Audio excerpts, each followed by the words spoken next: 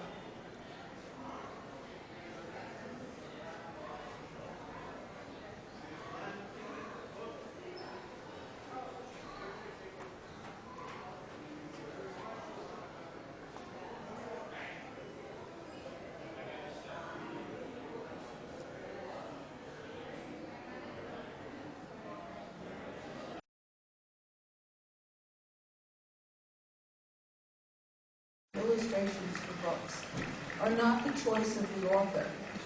They are almost entirely the choice of the publisher. And in the 60s and 70s, when most of these books were published, the publishers would commission artists from their stable of artists. Think like of motion picture industry. You have Gary Cooper, and you're under contract. You're going to use him as much as possible, whether the role is correct or incorrect for him. Katharine Hepburn, she'll play everything from, an English spinster to Philadelphia aristocrat. She's under contract to MGM. So these artists were selected, given the book to read.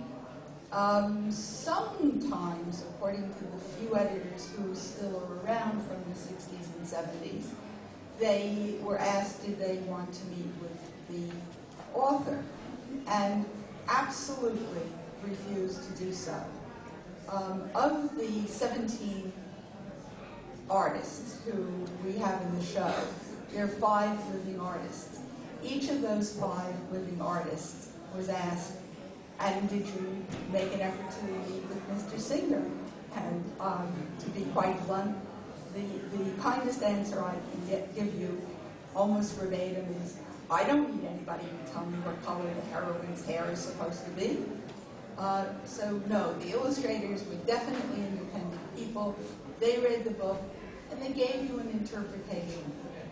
I would posit to you the same thing, that if any three of us were having a conversation about the same Isaac Bashevis Singer story or novel, we would depict the character differently.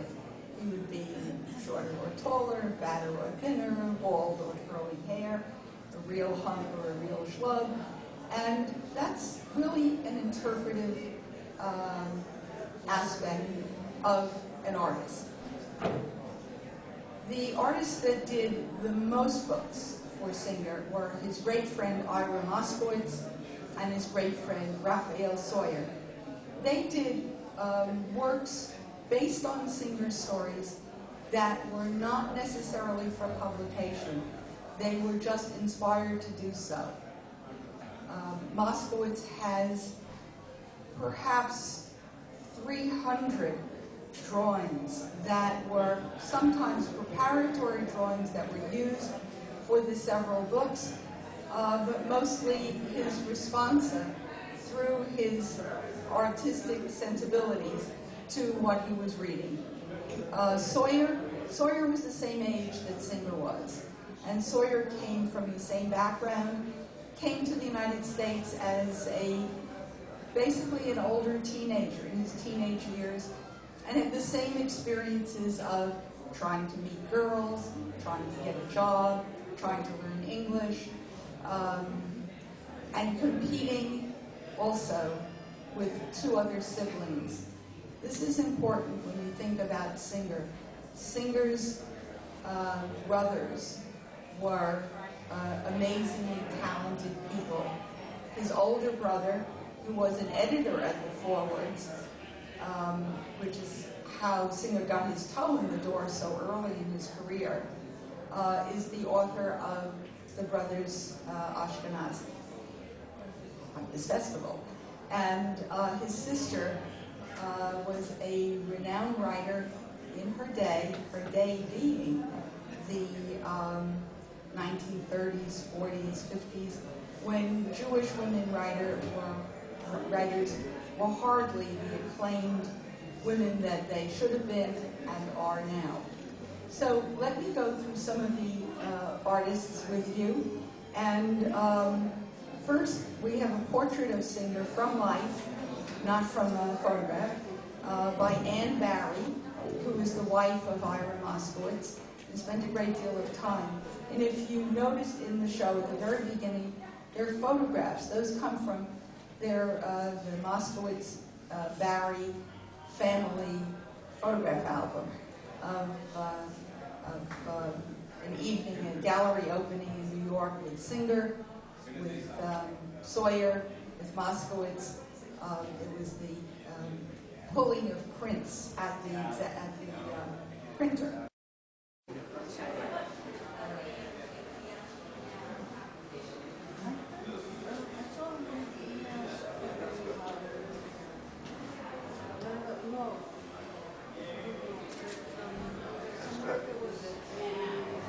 Want to see the picture? Yeah, sure. Where are you going to publish it? Well, no, just give it to Ashkenaz Festival. Oh, are you one of their official photographers? Yeah, I give it to the DVD. You know? Okay. It's nice. I signed up as media, so I'm doing some video.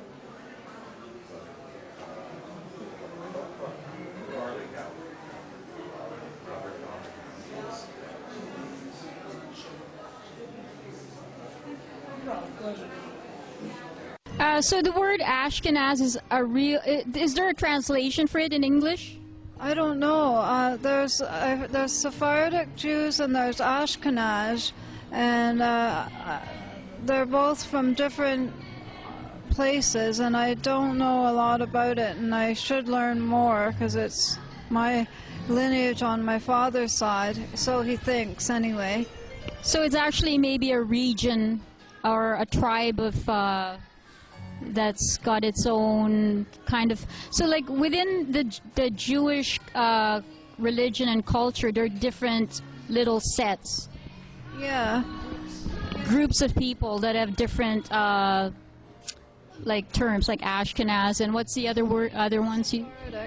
Sephardic Jews, and there's a girl I know who actually played in a film that my brother-in-law made called Mashallah is the name of the film, and she's a Sephardic Jew. She discovered that her mother had the Sephardic roots, and so through a kind of Jewish song she expressed those lost and refound Jewish roots. But the Ashkenaz is a different one, and it's I think it's more, maybe they're both European, but different areas. I don't know a lot about it, except that my grandfather came over from Poland, Częstochowa, and so did my great-grandmother. She came from Poland as well. They would be called Zadie for grandfather. Grandmother would be called Bubby, and great-grandmother is Elter Bubby, and their background is European, so that's where because originally Jewish people were probably mostly originated from the Middle East. So it's this European connection that brings us to the Ashkenaz. That's as best as I can explain it. I see. So what do you think so far of the activities to promote the Ashkenaz group?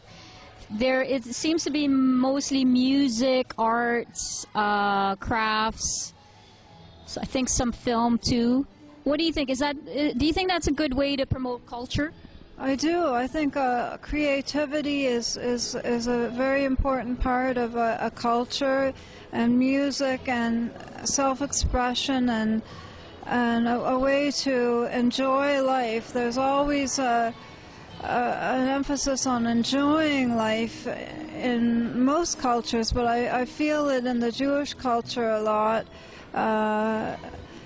Working hard is important too, but it's this sort of fun element to Judaism, singing and music and certain kinds of dance and rituals like at weddings and bar mitzvahs, bat mitzvahs, all that sort of thing. Okay, so yeah, it would have been nice to be able to see a ceremony like the bar mitzvahs. I mean, I hear that, but I've never seen one. I've never attended, and it would have been nice if they brought in some of the insider type of events that are mainly for, you have to be Jewish to attend it, right? You don't have to be Jewish, but to be, when you turn 13, you're considered an adult in the Jewish culture, and so a bar mitzvah is the celebration of being 13 or coming of age, and they also have it for women or girls as well, called a bat mitzvah, and a Jewish boy is circumcised too at birth, and that's another tradition. And there's a lot of traditions in food as well, like kosher things, like you don't eat shellfish, you don't eat pork, you don't eat dairy with meat, and so on and so on. Yeah, so we tried some kosher food in one of the tents, so I guess it extends to diet, ceremonies, the arts, the language. So hopefully some of you who watch this will come next year and attend the Ashkenaz Festival. Thank you. Thank you.